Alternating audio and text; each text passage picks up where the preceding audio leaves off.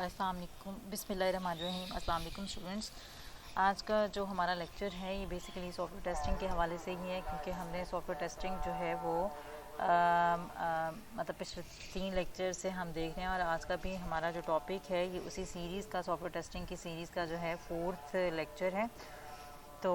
इसके अंदर हमने लास्ट टाइम देखा था कि ब्लैक बॉक्स टेस्टिंग स्कीम्स मतलब टेस्टिंग मेथड्स को हम देख रहे थे। उसमें हमने फर्स्ट जो है ब्लैक बॉक्स टेस्टिंग को कवर किया था, और हमने देखा था कि ब्लैक बॉक्स टेस्टिंग जो है वो यूज़र्स एंड यूज़र या कस्टमर करता है, जिसके अंदर हमने बहुत सारी उसकी टाइप्स देखी थी, जैसे कि एक्सेप्टेंस टेस्टिंग हो गया, mutation testing, sanity stress testing. तो ये सारी इस तरह की जो हमारे पास टेस्टिंग टाइप्स हैं ब्लैक बॉक्स में, ये हमने कवर किया था। आज का जो हमारा टॉपिक है उसके कंटेंट्स इसी से रिलेटेड ही हैं कि टेस्टिंग मेथड्स टाइप्स में आगे वाइट बॉक्स टेस्टिंग और इंक्रीमेंटल थ्रेड टेस्टिंग को हम कवर करेंगे। फिर टेस्टिंग लेवल्स और टेस्टिंग मेथड्स में डिफरेंस देखेंगे, और लास्ट में हम टेस्टिंग स्ट्रेटजी देख लेंगे। अच्छा जी, अब वाइट बॉक्स जो टेस्टिंग है इसको हम क्योंकि ये डेवलपर्स करते हैं, तो मतलब ये कि डेवलपर्स कर रहे होते हैं, तो वाइट बॉक्स टेस्टिंग को जो है वो डेवलपर्स करते हैं, तो इस वजह से उनको जो पूरा प्रोग्राम का स्ट्रक्चर है वो मतलब पता होता है। तो इस वजह से हम इसको जो है वो स्ट्रक्चरल टेस्टिंग भी कहते हैं। ठीक है ना, ये आप लोगों ने एक लाजमी बात याद रखनी है कि हम वाइट बॉक्स टेस्टिंग को स्ट्रक्चरल टेस्टिंग भी कहते हैं। और नेक्स्ट इसमें जैसे कि उसमें इंपॉर्टेंट बात था कि हमारे पास इंटरनल नॉलेज उसका ज़रूरत नहीं होती, लॉजिक की ज़रूरत नहीं होती, जबकि इसमें जो है इंटरनल लॉजिक जो है वो एप्लीकेशन कोड की, उसके नॉलेज की हमारे पास ज़रूरत होती है। ठीक है, और कि कोड कैसे काम कर रहा है, ये वाली फ़ाइल है, ये वाली क्लास है, ये क्यों बनी हुई है, उसका क्या पर्पस है, ये सारा एप्लीकेशन जो उसकी इंटरनल लॉजिक है उसका नॉलेज होना ज़रूरी है। ठीक है, फिर उसके अंदर जो कोड स्टेटमेंट्स आ रही हैं, ब्रांचेस हैं, पास हैं, कंडीशंस हैं कि ये क्यों लगी हुई हैं, ये पता होना चाहिए। और इसके अंदर जो टेस्ट केसेस हम डिज़ाइन करते हैं दे आर लॉजिक ड्रिवन। अब पहले हमने देखा था कि ब्लैक बॉक्स टेस्टिंग के अंदर जो है वो डेटा ड्रिवन थे, जबकि इसके अंदर जो है वो लॉजिक ड्रिवन है, क्योंकि हम बेसिकली चेक ही इंटरनल लॉजिक को कर रहे हैं। ठीक है, इंटरनल लॉजिक के लिए ही हम टेस्ट डिज़ाइन करेंगे। तो वाइट बॉक्स जो टेस्टिंग है, it ensures all independent parts within a module have been exercised at least once, के उसके अंदर कोई भी मतलब एक मॉड्यूल के अंदर जो इंडिपेंडेंट जो तमाम इंडिपेंडेंट पार्ट्स हैं कि वो किस किस से कनेक्ट कर रही हैं, वो तमाम के तमाम जो है वो हमने एक दफ़ा एग्जीक्यूट करके हमने चेक करने हैं। ठीक है, फिर उसके बाद लॉजिकल डिसीजंस जिनके एंड पे हमारे पास ट्रू या फॉल्स की बेस पे जो है वो एग्जीक्यूट होते हैं, वो हमने चेक करने होते हैं। फिर जो है वो लूप्स, ठीक है, कि उनकी बाउंड्रीज़ और उनके जो अंदर ऑपरेशनल बाउंड्स हैं कि उनके अंदर ऑपरेशन सही हो रहे हैं या नहीं हो रहे, वो हमने चेक करना होता है। फिर उसके बाद है कि इंटरनल डेटा स्ट्रक्चर्स, कि अगर किसी के अंदर डेटा स्ट्रक्चर है, ठीक है, टू इंश्योर देयर वैलिडिटी, कि हमारे पास फॉर एग्जांपल कोई डेटा स्ट्रक्चर है, लीफो है, फीफो है, ठीक है ना, स्टैक्स हैं, क्यूज़ हैं, तो उनको देखने के लिए भी हम लोग उनकी वैलिडिटी को हम चेक करते हैं। ठीक है, तो ये मेन 4 चीज़ें अब उसके अंदर चेक होंगी कि हमने तमाम इंडिपेंडेंट पार्ट्स को चेक करना है, लॉजिकल डिसीजंस जो ट्रू फॉल्स की साइड्स में हैं वो चेक करने हैं, और फिर जो तमाम लूप्स हैं उनको चेक करना है, और इंटरनल जो डेटा स्ट्रक्चर्स हैं उनको चेक करना है, ताकि उनकी वैलिडिटी हमारे पास कंप्लीट हो जाए। ठीक है, अच्छा, वाइट बॉक्स टेस्टिंग जो लूप टेस्टिंग है, अब इसमें क्या है कि ये लूप कंस्ट्रक्ट्स की वैलिडिटी को चेक करता है कि लूप जो है वो सही है या नहीं है। ठीक है, वो वैलिड है या नहीं है। तो इसमें 4 तरीके के जो लूप्स हैं उसको हम डिफ़ाइन कर सकते हैं कि एक सिंपल लूप्स हैं, कुछ नेस्टेड हैं, कुछ कंकैटिनेटेड हैं, कुछ अनस्ट्रक्चर्ड हैं। तो सिंपल लूप तो ये होता है कि जैसे हमारे पास ये हो गया, ठीक है ना, एक लूप है, फिर दूसरा लूप है, फिर तीसरा लूप है, इस तरीके से मतलब कंप्लीट हो जाता है। ठीक है, और नेस्टेड लूप क्या होता है कि हमारे पास एक लूप के अंदर दूसरा लूप लगा हुआ है। कंकैटिनेटेड लूप्स क्या हैं कि एक लूप के पैरेलल कोई दूसरा जो है मतलब ये कह लें कि उसके अंदर कोई ऐसी वैल्यू है जो दूसरे के ऊपर डिपेंड कर रही है। तो मतलब पहले वाले लूप के अंदर फॉर एग्जांपल कोई वैल्यू है जो कैलकुलेट होनी है, और अगले वाले लूप के अंदर वो वैल्यू यूज़ हो रही है, तो उसको हम कहते हैं कि ये कंकैटिनेटेड लूप है। इसी तरह अनस्ट्रक्चर्ड लूप्स भी हमारे पास होते हैं। तो हम सिंपल लूप की जो गाइडलाइंस हैं उसको टेस्ट करने के लिए क्या है कि हम मतलब उनकी हमने बाउंड्रीज़ को चेक करना होता है। तो पहले तो हम ऐसा डिज़ाइन करें, टेस्ट केस ऐसा डिज़ाइन करेंगे कि लूप बॉडी जो है वो एग्जीक्यूट हो ही ना, ठीक है। और फिर हम चेक करेंगे कि ऐसा टेस्ट केस बनाएंगे। अब ये देखें, एक टेस्ट केस ये हो गया जिसमें लूप बॉडी एग्जीक्यूट नहीं होनी चाहिए, सिर्फ उसकी कंडीशंस को चेक कर रहे हैं। सेकंड हमारे पास क्या है कि हम ऐसा देखें कि वो एग्जैक्टली वन टाइम चेक हो, रन हो उसकी लूप बॉडी। थर्ड हमारे पास क्या है कि वो एग्जैक्टली ट्वाइस हो, ठीक है। और फोर्थ क्या है कि जो लूप बॉडी है वो हमारे पास सम टिपिकल नंबर ऑफ़ टाइम्स जो है वो मतलब एग्जीक्यूट हो, ठीक है। और फिर नेक्स्ट फिफ्थ क्या है कि अगर कोई अपर बाउंड है n, ठीक है, on the number of times the loop body can be executed in the following cases should be also be applied. कि हमने मतलब अगर अपर बाउंड लेट से 100 है कि लूप जो है वो 100 टाइम चलना चाहिए, एक लूप मतलब n की वैल्यू जो है वो हमारे पास 100 है, तो हमने ऐसा एक डिज़ाइन करना है टेस्ट केस जिसके अंदर एग्जैक्टली मतलब 99 टाइम्स चले, ठीक है, या फिर 100 टाइम्स, नेक्स्ट जो है वो 100 टाइम चले। और हमने ऐसा भी देखना है कि जो 101 पे जाके चल सके, ठीक है। तो ये मतलब सिंपल उसकी गाइडलाइंस है कि किस तरीके से वो लूप चलना चाहिए। अच्छा, अब इसकी हम वैसे एग्जांपल देख सकते हैं कि हमारे पास एक फॉर लूप है, ठीक है, और इसके अंदर i इज़ इक्वल टू लेट से 10 है, और i हम कह देते हैं कि लेस देन n है, और नेक्स्ट i प्लस प्लस हम i को इंक्रीमेंट करें, और आगे लूप बॉडी कुछ भी है, ठीक है। तो पहले हमने चेक करना है कि ये मतलब एग्जीक्यूट हो ही ना, ठीक है। तो मतलब एग्जीक्यूट ना होने की केस में क्या होता है कि हम कुछ मतलब जो है मतलब ये कह लें कि यहाँ पे लेट से कि ये यहाँ पे इनिशियलाइज हुआ है, ठीक है, i इज़ इक्वल्स टू 10 है, तो हाँ मतलब i इज़ इक्वल्स टू 10 हमने दिया हुआ है। तो अब अगर हम ये कह देते हैं कि i की वैल्यू जो है वो मतलब सॉरी i की वैल्यू जो है वो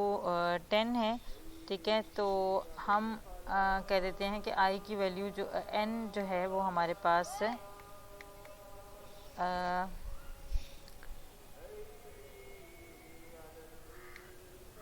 हम ये कह देते हैं कि हमारे पास 9n की वैल्यू अगर हम सेट करते हैं, ठीक है।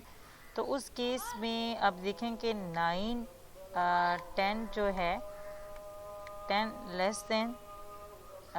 9, ठीक है। तो ये जो है वो हमारे पास कंडीशन क्योंकि फॉल्स हो जाएगी तो ये लूप चलेगा ही नहीं। अब हम एग्जैक्टली वंस क्या करेंगे कि हम n को भी सेट कर देते हैं इसके बराबर, i के बराबर, ठीक है। तो क्या होगा कि मतलब ये कि यहाँ पे अगर हम इक्वल लगा लें इसके साथ, तो i इज़ इक्वल्स टू मतलब वो कह लें कि मतलब बराबर हो जाएगा उसके, तो तब जो है वो एग्जैक्टली एक दफ़ा ही लूप चलेगा। अच्छा, फिर एग्जैक्टली ट्वाइस चलने की बात है तो हम n को सेट कर देते हैं, अगर लेट से कि क्योंकि i हमारे पास 10 है, ठीक है, तो अगर हम n को 10 सेट करेंगे तो एक दफ़ा होगा। अगर हम इसको n को जो है वो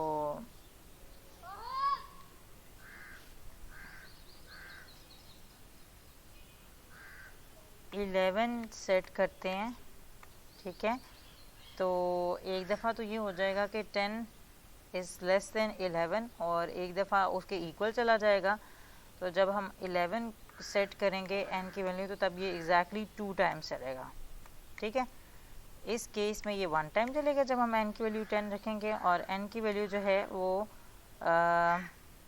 मतलब ये 1 केस बन जाएगा, ये 2 बन जाएगा, और ये 3 की एग्जांपल आ जाएगी आपके पास जो यहाँ पे हमने केसेस बताए, ठीक है। तो इसी तरीके से हम यहाँ पे n की वैल्यू कुछ भी रख लें, ठीक है, तो उसके हवाले से जो है वो उसकी क्या नाम है मतलब कुछ भी उसका जो है वो मतलब उसके हवाले से वो रन हो सकता है। इसी के हवाले से नेक्स्ट हमने उसके भी n-1 n और n+1 के हवाले से भी जो है वो उसको सेट करना होता है, मतलब वो उसको चेक करना होता है। अच्छा, अब ये है कि नेस्टेड लूप्स के लिए क्या है कि ensure that each loop is tested at its boundary while using a number of test that is only linear in the number of loops.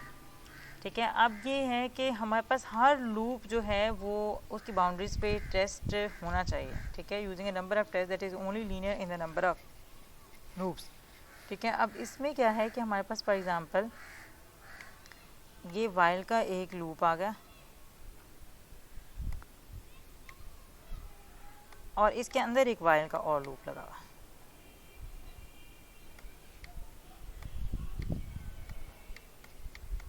ठीक है, तो अब ये वाला जो लूप है ना, सबसे पहले हमने इस वाले लूप को हमने चेक करना है लीनियर फैशन के अंदर। ठीक है, तो conduct the simple loop test for the innermost. अब ये हमारे पास अगर ये दो हैं नंबर लेवल, तो हमने सबसे पहले इसको चेक करना है simple loop while keeping the number of iterations of the outer loops eight there minimal non zero values. कि हमने इस तरह से करना है कि ये वाला जो है ये वन टाइम चले सिर्फ सॉरी, ताकि इसकी जो है अगर फॉर एग्जांपल इसने ये 10 टाइम चलना है तो अपना ये 10 टाइम जो है वो रनिंग साइकिल एग्जीक्यूशन साइकिल वो कंप्लीट करे। और ये हम आउटर जो है वो उसको मिनिमम जो है वो one time non zero values के हम उसे वन टाइम देखना चाहते हैं, और बाकी हम इसके इंटरनल सबसे इसके और अब इसके बाद अगर कोई इसके अलावा भी है तो हम इनर मोस्ट के अलावा जो है उसको हम चेक करेंगे इसी तरह से सिंपल लूप टेस्ट लगा के। अच्छा, वर्क आउटवर्ड कि हमने सबसे पहले इसको चेक किया, अगर इसके बाद कोई है तो उसको चेक करेंगे, अगर उसके बाद कोई है तो उसको चेक करेंगे, लास्ट पे जो हमारे पास आउटर मोस्ट है सबसे पहले इसको लास्ट पे इसको चेक करेंगे। For each loop while holding the number of iterations of outer loop at the minimal non zero value, कि मतलब इसको जो है वन टाइम ही चलना चाहिए। अगर इससे कोई लेवल फर्स्ट नेक्स्ट लेवल है और जबकि हम इसको टेस्ट कर रहे हैं तो उसको हमें वन रख देना। That is the minimal values that can be used when the inner loop body is to be executed to the desired number of times and holding the number of iteration of inner loops at typical values। ठीक है ना, कि हमने सबसे जो inner most है उसको हम टिपिकल वैल्यूज़ के मतलब अगर उसने 10 टाइम्स चलना है तो हमारे पास वो 10 टाइम्स चल सके। ठीक है, अच्छा, अब नेक्स्ट सिंपल लूप में तो हमने देख लिया कि हमने एक उसको लीनियर फैशन है one time to time exactly जो है या कि एग्जीक्यूट ही ना हो, या टिपिकल नंबर हो, या फिर उसके जो है अगर n है तो n+1 n-1 और n टाइम जो है वो एग्जीक्यूट हो सके। फिर हमने नेस्टेड में देखा कि हमने सबसे पहले इनर मोस्ट को करना है और सिंपल लूप वाली टेक्निक उसके ऊपर लगा लेनी है, और जो आउटर उसके बाद हैं वो सारे मिनिमल नॉन ज़ीरो वैल्यूज़ मतलब वन टाइम वो एग्जीक्यूट हों, ताकि हम इनर मोस्ट की जो है वो किसी भी टिपिकल वैल्यूज़ फॉर एग्जांपल 10 मतलब 20 30 कुछ भी जितने तक वो एग्जीक्यूट होता है उसकी मतलब अपर लिमिट से थोड़ी सी कम करके वो एग्जीक्यूट करना है। अच्छा, कंकैटिनेटेड लूप्स, अब ये हैं कि अगर तो लूप्स हमारे पास इंडिपेंडेंट है so that the number of iteration used for one loop doesn't depend on the number of iteration used for another, then it is sufficient to apply the guidelines of simple loops to each of the loops in the sequence. कि अगर हमारे पास एक late से हमारे पास ये एक loop हमारे पास कवर हुआ हुआ है और एक ये लूप है। ठीक है, अगर लेट से इसके अंदर फॉर है, ये एक फॉर का लूप है और ये भी एक फॉर का लूप है। ठीक है, अगर इसके अंदर कोई एक वेरिएबल जो है वो सेट हो रहा है, जो इसके अंदर हो सकता है कि यहाँ पे किसी तरीके से मतलब एस की वैल्यू जो है वो ए के अंदर कॉपी हो रही है और ए इसके अंदर यूज़ नहीं हो रहा। ठीक है, ए इसके अंदर यूज़ नहीं हो रहा तो इट मीन्स कि ये इंडिपेंडेंट है, ये वाला फर्स्ट वाले केस में। ठीक है, ये इंडिपेंडेंट है, तो हम सिंपल जो है सिंपल लूप्स वाली जो टेक्निक हमने पढ़ी थी कि उसको वन टाइम करना है, कि इस तरह से कि वो कोई एग्जीक्यूट हो ही नहीं रहा। ठीक है, एग्जीक्यूट हो ही ना, ये एग्जैक्टली वन टाइम हो या टू टाइम्स हो, ये सम टिपिकल नंबर पे हो, तो वो हम सिंपल लूप वाली टेक्निक लगा लेंगे। On the other hand if the number of iteration used for one loop does depend, कि दूसरा केस क्या है कि हमारे पास ये एक मतलब एक लूप है और ये एक लूप है। ठीक है, ये भी लेट से फॉर का लूप है और ये भी कह लें कि ये भी एक फॉर का लूप है। और इसके अंदर एक ए वेरिएबल है, ठीक है, जिसके जो सेट हो रहा है कुछ भी वैल्यू के अंदर, और वो ए जो है वो यहाँ पे भी कुछ आगे उसमें कह लें कि ए मल्टीप्लाइड बाई एस बी हो के कुछ सी चीज़ बन रही है, मतलब ए की वैल्यू यहाँ पे दूसरे पिछले पे डिपेंड कर रही है, ठीक है। तो डिपेंडेंट लूप्स का जो है वो किस तरह से करना है कि मतलब ये सिंपल से थोड़ा सा डिफरेंट है कि conduct simple loop test for the bottom or last loop in the sequence holding the number of iteration of the higher or previous loops at minimal values, ठीक है। तो अब इसमें क्या है कि जो लास्ट लूप है ये वाला मतलब कंकैटिनेटेड कि ये जो लास्ट लूप आ जाएगा बॉटम, इसके ऊपर हमने सिंपल लूप टेस्ट लगाने हैं, ठीक है, holding the number of iteration of the higher और previous loops at minimal values, कि जिस तरह से हमने पिछले नेस्टेड में देखा था कि इसको जो है हम मिनिमल पे लगाएंगे और इसको पहले चेक कर लेंगे, ठीक है। वर्क अपवर्ड जिस तरह से हम उसको आउटर वर्ड चेक करेंगे तो इसी तरीके से हमने अपवर्ड जो है वो मतलब जाना है to the top loop, considering each loop in turn and applying simple loop test for each loop in turn keeping the number of iteration, मतलब वही बात है कि हमारे पास जो आउटर लूप्स हैं, जो अपर लूप्स हैं, उनको हमने मिनिमल वैल्यूज़ के मिनिमल नॉन ज़ीरो वैल्यूज़ पे रखना है, and keeping the number of iteration of lower loops at typical values, कि जो हमारे पास ये वाला लूप है जो इसकी वैल्यूज़ जो डिपेंडेंट लूप है बेसिकली जो लास्ट डिपेंडेंट लूप है उसको हमने उसके ऊपर टिपिकल वैल्यूज़ उसकी रखनी है, और बाकी जो अपर जो आउटर हैं जो अपर लूप्स हैं उनको जो है वो मिनिमल नॉन ज़ीरो वैल्यूज़ पे रखना है। ये कुछ और वाइट बॉक्स टेस्टिंग टेक्निक्स हैं। इसमें क्या है कि हमारे पास execute all statement at least once, ठीक है, स्टेटमेंट कवर करने के लिए। अब डिसीजन कवर करना है कि मतलब हमारे पास कोई डिसीजन है, ठीक है, तो डिसीजन डायरेक्शन के उस केस में जो है वो उसको होना चाहिए एटलीस्ट वंस आपने उसको कवर किया हो। अगर कोई कंडीशन है तो उस कंडीशन के जो अगेंस्ट है, ठीक है, तो हर डिसीजन को जो है वो ऑल पॉसिबल आउटकम्स के साथ जो है एक दफ़ा कवर ज़रूर करना चाहिए। और डिसीजन कंडीशन कवरेज जो है कि हमारे पास जो तमाम कॉम्बिनेशन के जो उसके बन रहे हैं कंडीशन के, ठीक है, हर डिसीजन के अगेंस्ट उसको जो है वो कवर करना चाहिए। अच्छा, फिर लास्ट में है कि multiple condition coverage invoke each point of entry at least once, के मतलब हमारे पास जो मतलब अगर हमारे पास बहुत सारी कंडीशंस आ जाती हैं तो उनको हमने कवर करना है, तो हर जो है पॉइंट ऑफ एंट्री उनके कंडीशंस का वो ज़रूर इन्वोक होना चाहिए। अब इसमें हमने इसकी कंडीशन जो स्टेटमेंट कवरेज है उसमें हम देख रहे हैं कि फॉर एग्जांपल a प्लस हमने b करना है, ठीक है, तो if a is equals to 3 then b is equals to मतलब हमारे पास यहाँ पे बेसिकली जो है वो चेक हो रहा है कि हमारे पास अगर a इज़ इक्वल्स टू 3 है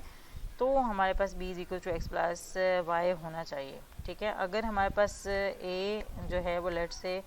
जो है वो -2 है या अदर देन 3 है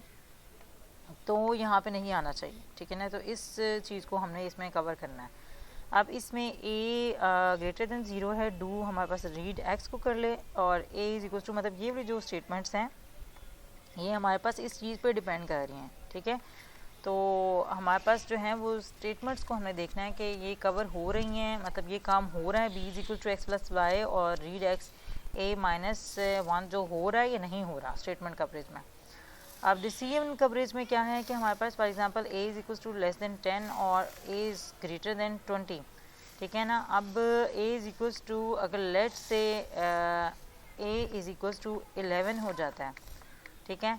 तो क्या होगा कि हमारे पास ये कंडीशन जो है ये अगली वाली जो है उसको कवर नहीं होना चाहिए, ठीक है। तो हम उसके हवाले से देख लेंगे कि हमारे पास a जो है वो 9 से जो है वो छोटा होना चाहिए, ठीक है, और 21 से मतलब ये कह लें कि 20 मतलब ये कि 9, 8, 7, 8 कुछ भी हो सकता है, और 20, 21, 20, 22, 23 कुछ भी हो सकता है। तो ये बेसिकली हमारे पास डिसीजन कवरेज है कि पूरा इस डिसीजन को जो है वो कवर करके ये वाली स्टेटमेंट एग्जीक्यूट होगी। इसी तरीके से हमारे पास कंडीशन कवरेज है, तो इसमें क्या है हमारे पास कि a is equal to x, अब x की वैल्यू पे ये वाला डिपेंड कर रहा है कि इफ़ a ग्रेटर दैन 3 और a less than b then b is equal to x plus y है, ठीक है। तो अब क्योंकि a जो है वो इस पे डिपेंड कर रहा है x पे, और यहाँ पे a लेस देन b भी होना चाहिए, तो हमारे पास जो है वो हमारे पास b is equal to x plus y होना चाहिए, ठीक है। और इसी तरीके से कंडीशन कवरेज क्या है कि while a greater than 0 and not end of file do, कि हमारे पास जो है वो x को रीड करे और a is equal to a minus 1 कर देगा, ठीक है। तो वो कंडीशन को वो कवर करे। अच्छा, फिर ये तो थी हमारी सारी वाइट बॉक्स टेस्टिंग, जिसके अंदर हमने सारा देखा कि हमने कोड के अंदर जो है वो बेसिकली लूप्स को, कंडीशन को, स्टेटमेंट्स को, डिसीजंस को, ठीक है ना, उनको चेक किया। अब हमारे पास जो इंक्रीमेंटल या इसे थ्रेड टेस्टिंग जो है वो क्या होती है। तो इंक्रीमेंटल टेस्टिंग जो है, जैसे एजाइल मेथड्स में हम लोगों ने देखा था कि हम लोगों ने एक वर्जन देना होता है, तो इसी तरह की हमारे पास ये discipline method of testing that the interfaces of testing the interfaces between unit tested programs as well as between system components. हमारे पास जो यूनिट टेस्टेड प्रोग्राम्स होते हैं कि जो डेवलपर्स कर चुका होता है, ठीक है, क्योंकि इंक्रीमेंटल है तो जो हम पिछला वर्जन दे चुके हैं उसके साथ, मतलब ये कहना है कि सिस्टम कंपोनेंट के साथ जो बिटवीन उनके साथ जो है मतलब यूनिट टेस्टेड प्रोग्राम्स और सिस्टम कंपोनेंट्स के दरमियान जो है वो इंटरफेसेस जो हैं वो एक उनके चेक करने होते हैं। अच्छा, involves adding unit testing program module और component on by one by one and testing each result and combination. तो इसमें क्या है कि हमारे पास यूनिट टेस्टिंग जो है प्रोग्राम मॉड्यूल का या कंपोनेंट का हम वन बाय वन करते हैं, ठीक है, और हर रिज़ल्ट जो है वो पिछले के साथ कंबाइन करके जो है फिर उसकी टेस्टिंग की जाती है। इसी तरह हमारे पास थ्रेड टेस्टिंग है कि जिसमें हमारे पास क्या करते हैं कि हमारे पास जो इंडिविजुअल लॉजिकल एग्जीक्यूशन पाथ्स हैं, मतलब एक सिर्फ एंटायर सिस्टम के अंदर के ये वाला एक जो इंडिविजुअल लॉजिकल एग्जीक्यूशन, मतलब एक उसका जो है एक मॉड्यूल है, वो एंटायर सिस्टम के ऊपर जो है वो क्या उसमें असर डालता है, तो वो हम उसको कह लें कि हमारे पास थ्रेड टेस्टिंग के थ्रू किया जाता है कि each thread has a status associated with it for a particular build, कि हमारे पास हर थ्रेड का जो है वो एक जो भी बिल्ड हम उसको कर रहे हैं तो उसके साथ उसका एक स्टेटस जो है वो बिल्ड एसोसिएटेड हुआ हुआ है। अच्छा, इसमें क्या है कि टाइप्स ऑफ इंक्रीमेंटल टेस्टिंग के अंदर हमारे पास दो तरह की टेस्टिंग है, एक हमारे पास टॉप डाउन है और एक हमारे पास बॉटम अप है। तो टॉप डाउन के अंदर क्या हम करते हैं कि testing from the top of the module hierarchy and work down to the bottom module and modules are added in the descending hierarchy order, कि सबसे पहले हम टॉप से करेंगे और फिर हम जो हैं वो अंदर उसके बॉटम तक जाएंगे और डिसेंडिंग और हायरार्किकल ऑर्डर के अंदर जो है वो मॉड्यूल्स हमारे पास ऐड होंगे। या हम इसे बॉटम अप के मेथड में भी कर सकते हैं कि हमारे पास सबसे पहले बॉटम से हम करें हायरार्की की और work up to the top, और इसमें जो है वो मॉड्यूल्स हमारे पास असेंडिंग ऑर्डर के अंदर वो इन्वॉल्व होंगे, ठीक है। अब हमारा जो दूसरा टॉपिक था ये तो था हमारा टेस्टिंग टाइप्स या मेथड्स, तो इसमें हमने ब्लैक बॉक्स, वाइट बॉक्स और इंक्रीमेंटल या थ्रेड टेस्टिंग को देख लिया, ठीक है। अब हमारे पास क्या आ जाता है कि टेस्टिंग लेवल्स और टेक्निक्स जो है उनके दरमियान हमें डिफरेंस देखना है कि टेस्टिंग लेवल्स और टेक्निक्स। तो हमारे पास जो है वो ये जो है ये हमारे पास ये कहना है कि हमारे पास टेस्टिंग टाइप्स हैं, ठीक है, ये टेस्टिंग मेथड्स हैं कि वाइट बॉक्स हो गया, जो है ब्लैक बॉक्स हो गया, इंक्रीमेंटल हो गया, थ्रेड हो गया, तो ये जो हमारे पास लेवल्स हैं। अच्छा, वाइट बॉक्स जो है वो यूनिट टेस्टिंग में यूज़ होती है, ठीक है, इंटीग्रेशन टेस्टिंग में भी यूज़ होती है वाइट बॉक्स टेस्टिंग, क्योंकि यूनिट टेस्टिंग बेसिकली क्या होती है कि हम हर एक प्रोग्राम को जो है वो कर रहे होते हैं, और इंटीग्रेशन टेस्टिंग के अंदर भी हम जो है वो सब मॉड्यूल्स की, सब प्रोग्राम्स की जो है आपस में इंटीग्रेशन देख रहे होते हैं। अच्छा, इंटीग्रेशन टेस्टिंग जो है वो ज़ाहिर है इंक्रीमेंटल टेस्टिंग भी उसके अंदर इन्वॉल्व होती है, ठीक है, क्योंकि हमने एक इंक्रीमेंट देना होता है, तो एक पिछले से जब इंटीग्रेट कर रहे होते हैं तो वहाँ पे हमारे पास थ्रेड टेस्टिंग भी आ जाता है जब हम उनका कंटिन्यूस प्रोसेस कर रहे होते हैं। सिस्टम टेस्टिंग जो है वो ज़ाहिरी सी बात है कि हमारे पास जो टेस्टर्स हैं वो करते हैं, ठीक है। तो इस वजह से जो है वो हमारे पास इसमें ब्लैक बॉक्स टेस्टिंग टेक्निक्स लगेंगी और एक्सेप्टेंस टेस्टिंग के अंदर भी जो है वो हमारे पास यूज़र करता है एंड यूज़र, तो इस वजह से हमारे पास यहाँ भी ब्लैक बॉक्स टेस्टिंग टेक्निक लगेगी। अच्छा, ये बहुत एक इम्पॉर्टेंट क्वेश्चन है कि हम कब कह सकते हैं कि हमारे जो है प्रोजेक्ट की टेस्टिंग कंप्लीट हो गई है। तो ये बहुत मुश्किल इसका आंसर देना है इस क्वेश्चन का कि there is no definite answer to this question कि कब हम कहेंगे कि हमारे पास जो है ये प्रोजेक्ट की टेस्टिंग कंप्लीट हो गई है। अच्छा, इसमें क्या है कि every time a user executes the software the program is being tested. तो हमारे पास तब टेस्ट होता है हमारा प्रोग्राम जैसे जैसे जो है यूज़र जो है वो उसको यूज़ कर रहा होता है। जैसे ही यूज़र यूज़ करना स्टार्ट होता है तो ज़ाहिर है उसकी टेस्टिंग मतलब उसकी टेस्टिंग हो रही होती है कि ये सही परफेक्टली काम कर रहा है या नहीं कर रहा। अच्छा, अब ये वाला क्या है कि sadly testing usually stops when a project is running out of time, money और बोथ। कि हमारे पास जैसे ये कि वो उसका स्कोप रहा ही नहीं है, ठीक है। कि जैसे विंडोज़ 95 है तो वो उसको कोई यूज़ नहीं कर रहा, विंडोज़ 98 है तो उसको कोई यूज़ नहीं कर रहा, तो डेफिनेटली उसकी जो है वो टेस्टिंग अब हो नहीं रही कि वो यूज़ में है ही नहीं है। तो मतलब जो है वो अब उसका मतलब ज़रूरत ही नहीं है। तो इस वजह से हम कह सकते हैं कि उसकी टेस्टिंग जो है वो कंप्लीट हो चुकी हुई है, ये टेस्टिंग हो ही नहीं रही, स्टॉप हो गई है। अच्छा, हम वैसे जो यूजुअल सॉफ्टवेयर्स बना रहे होते हैं तो उनके बारे में हम ये एक अप्रोच है कि हम ये कह सकते हैं कि हम उसके डिफरेंट जो है सिवेरिटी लेवल्स के अंदर जो है हम उसको डिवाइड कर देते हैं। सिवेरिटी लेवल के हमारे अंदर फॉर एग्जांपल प्रोग्राम के अंदर 50 से जब तक बग्स जो हैं वो ज़्यादा रहेंगे तो हम उसकी टेस्टिंग करते रहेंगे और जैसे ही 50 या 50 से कम बग्स होंगे तो हम ये कह देंगे कि हाँ अब हमारी जो है वो टेस्टिंग कंप्लीट हो गई है। Then consider testing to be complete when certain levels are no longer occur or have been repaired or eliminated, ठीक है। तो ये हम कह सकते हैं।